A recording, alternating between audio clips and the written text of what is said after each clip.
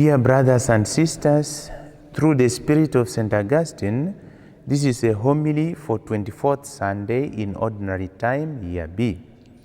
The question asked by Jesus in the Gospel passage of today about his identity indeed forms part of the message for this 24th Sunday, which is from opinion to faith.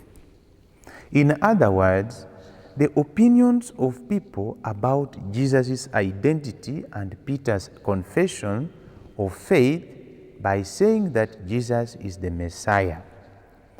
This is a very important discovery, particularly as what concerns the true identity of Christ. Today, who is Jesus Christ for people? Who is Jesus Christ for each one of us? Indeed, Jesus asks you and me these very questions, and we can respond to them personally. From the readings of today, more especially the first reading, we find one of the poems written by Prophet Isaiah that concerns the suffering servant of God.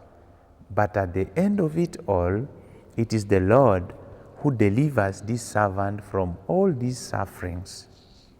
In addition, these characteristics of a suffering servant are seen and accomplished in the person of Jesus Christ as indicated in the Gospel passage of today.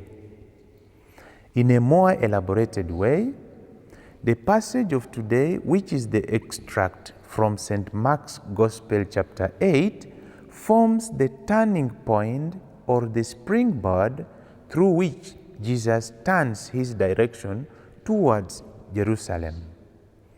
But before going to Jerusalem, he enters Galilee for the last time, then afterwards he begins his journey towards Jerusalem.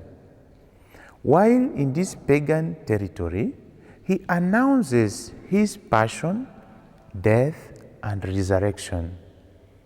What can this passage teach us, especially as far as Jesus' identity is concerned? There are three messages that we can formulate from this passage. 1. From public opinions to a faith decision. 2. The true identity of Jesus Christ. And lastly, to take up our crosses and follow him. First and foremost, there is a downward movement as far as the question that Jesus asks is concerned, that is, from public opinions to a faith decision or confession of faith. As a matter of fact, many people had different notions about the identity of Jesus Christ. This can be seen concretely from the first part of St. Mark's Gospel, that is witnessed by the disciples who struggle to discover the true identity of Jesus Christ. Therefore, a simple and appropriate way is being with him. Some of the people who didn't grasp the true identity of Jesus Christ are found especially in this very gospel. For example, some said he blasphemes, Mark chapter 2, verse 7. Or even he was considered as possessed by the devil, Mark chapter 3, verse 22. However, at Caesarea Philippi, Jesus asks his disciples, who do people say that he was? Then what his disciples said about him. Here, before starting the journey to Jerusalem, Jesus wants his disciples to understand who he is, his real identity. More interestingly, Peter responded correctly by saying that he is the Messiah, the anointed one of God. Nevertheless, when Jesus announced his first passion, death, and resurrection, Peter was the first one to deny his passion as well as other disciples too. Why? Because how can the anointed one suffer in such a way? Little did they know the way that leads to resurrection and victory is through suffering. Here, the actions of Peter represents any man and any woman in this world, because without God, man falls, but with the forgiveness of God, he rises again. In our daily life, many times we have crucifying choices, but we are called to soldier on. Are we able to confess our faith like Peter?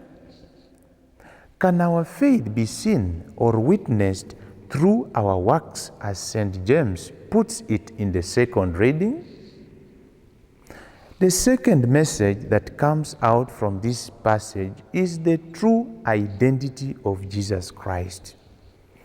Peter, together with his companions, discovered the true identity of Christ because they had faith in him and they were with him.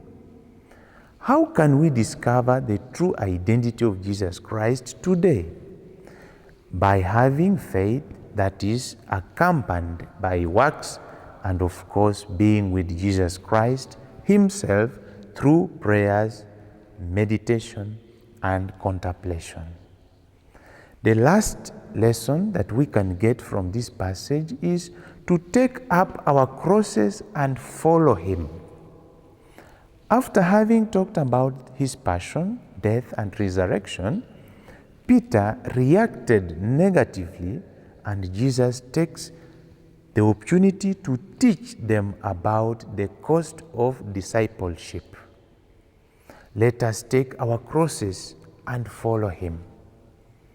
What we experience in our daily life is that some people are tempted to think that it is better to leave the cross and follow Christ, but that is not the case. He tells us clearly to take up the cross and follow him, because he was victorious. We too shall be victorious. That is why in the first reading we heard about the suffering servant of God who endures all trials, but at the end he would come out victorious. To conclude, on this 24th Sunday in Ordinary Time B, we are called to move from opinions about Jesus Christ to the discovery of his true identity, and even more importantly, confess that he is the Messiah, the anointed one of God. Finally, we are invited to take up our crosses and follow him in our daily life. Amen. Have a blessed Sunday.